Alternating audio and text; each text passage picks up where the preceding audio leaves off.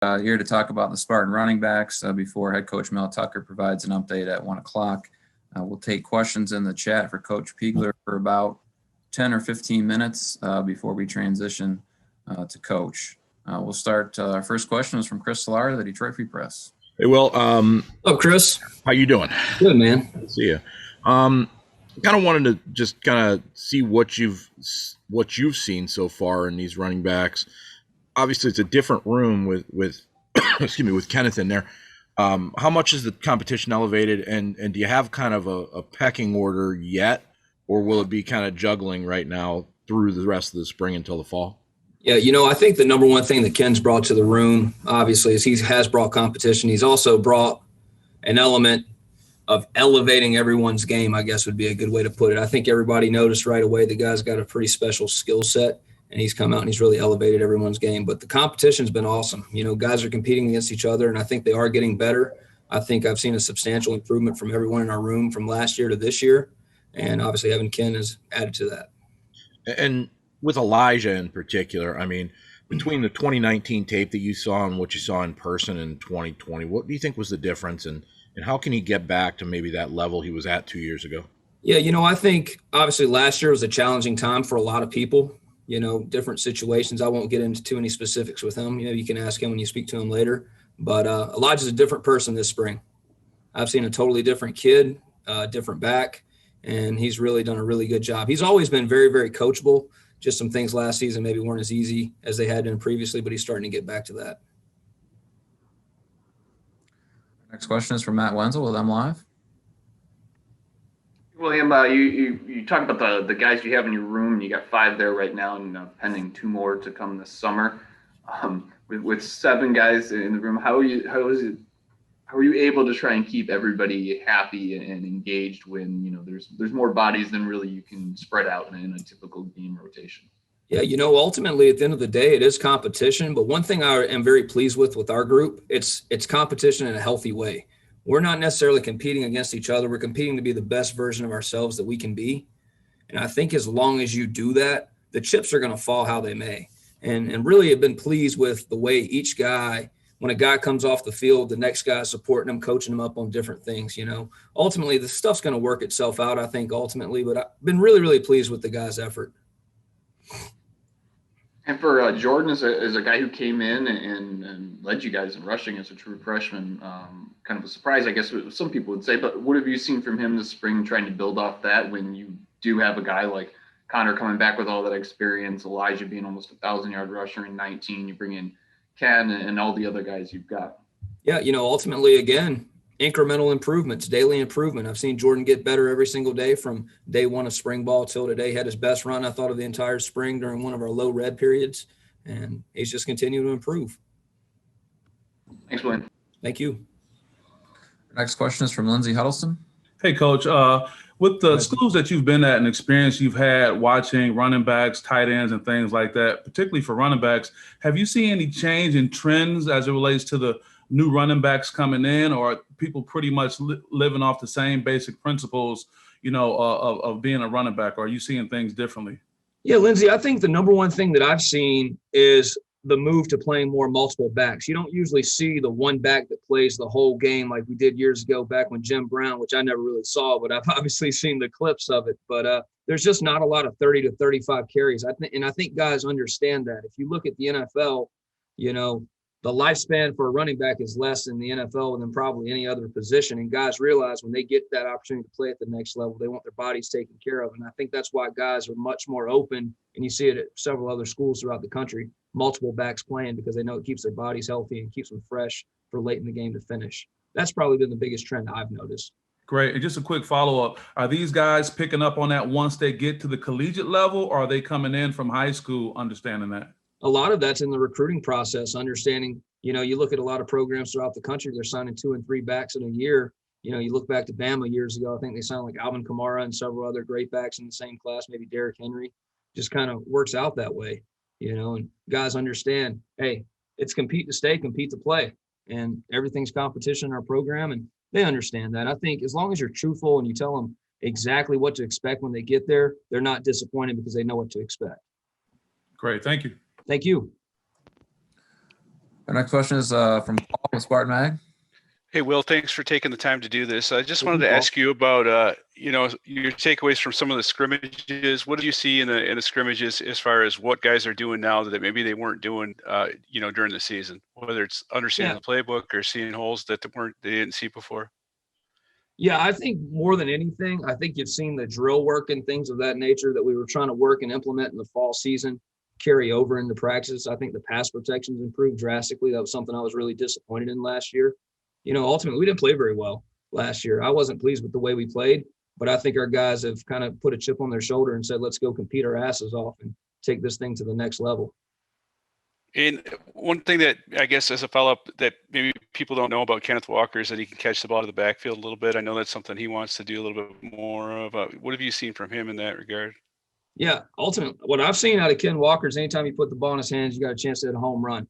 And that's what we want to do. We want to put the ball in his hands, whether that be handing it to him, throwing it to him in any different way we can get it to him, because he's a dang good football player. Thank you. Thank you. Our next question will go back to Chris with the Detroit Free Press. That kind of leads right into my next question. I mean, have you ever seen a year, I know it was only 7 games, but a season where the running backs didn't hit the end zone at all? And how much do you guys drill that into them right now? I imagine that's a big talking point for you guys. Absolutely. Last year was unique, but not to make excuses. There are no excuses. Ultimately, you're responsible for the product on the field. But one of the things we've really emphasized this spring is low pad level and finishing runs on the goal line. We plan on eliminating any misconceptions that we're not a physical unit. Next question will go to Nate Atkins with the Lansing State Journal.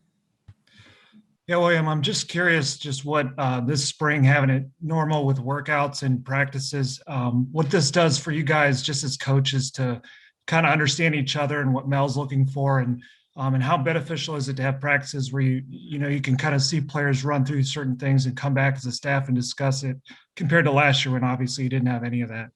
Well, Nate, it's just totally different. I mean, I know I keep saying that, but it's just a totally different deal. It feels normal again to a certain extent.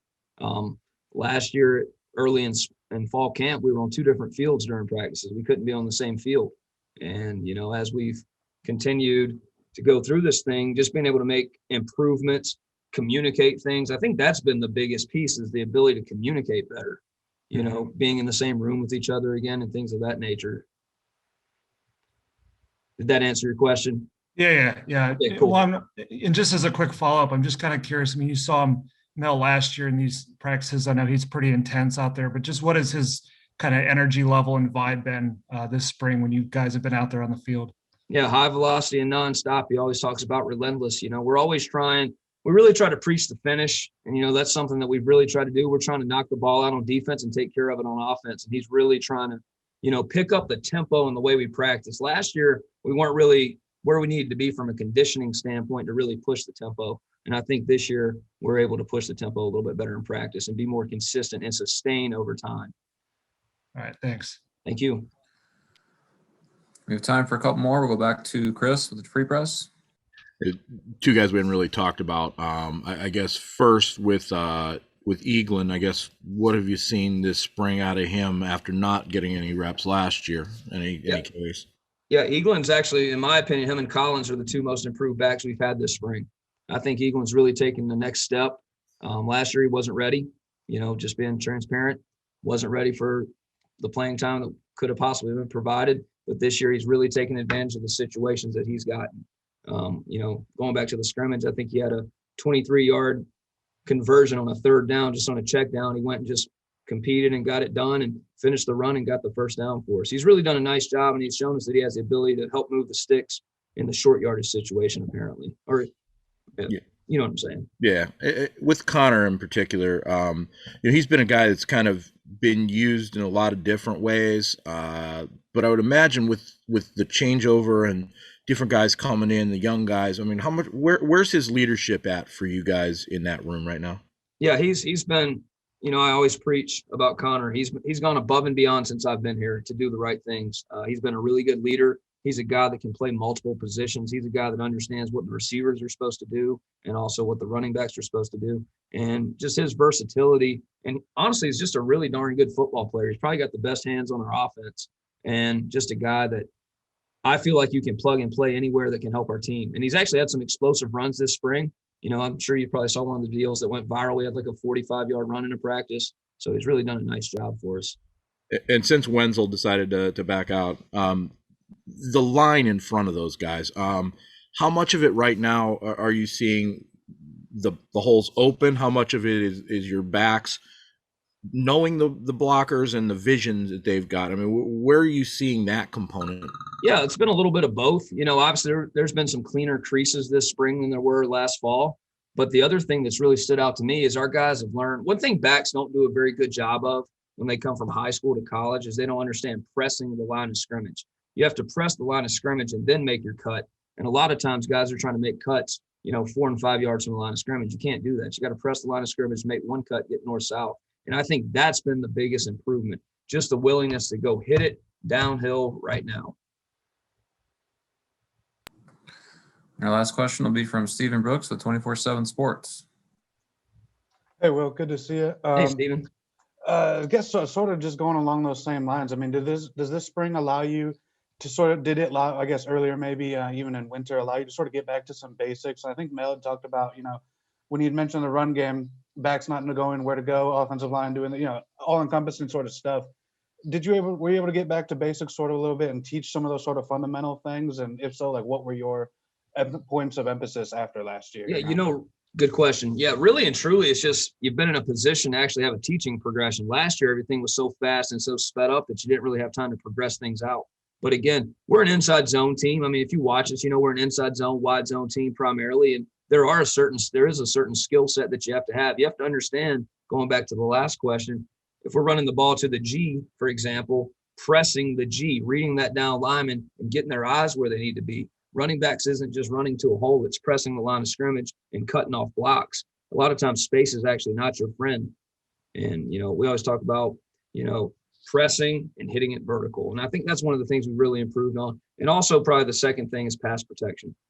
We've really been able to slow it down and get a lot better. I thought our hands were horrible last year. We didn't play as physical as we needed to, but I think the guys have really bought in to try to improve that aspect. Because again, if you have goal to play at the next level, unless you're a first round pick, you better be able to pass pro at the next level.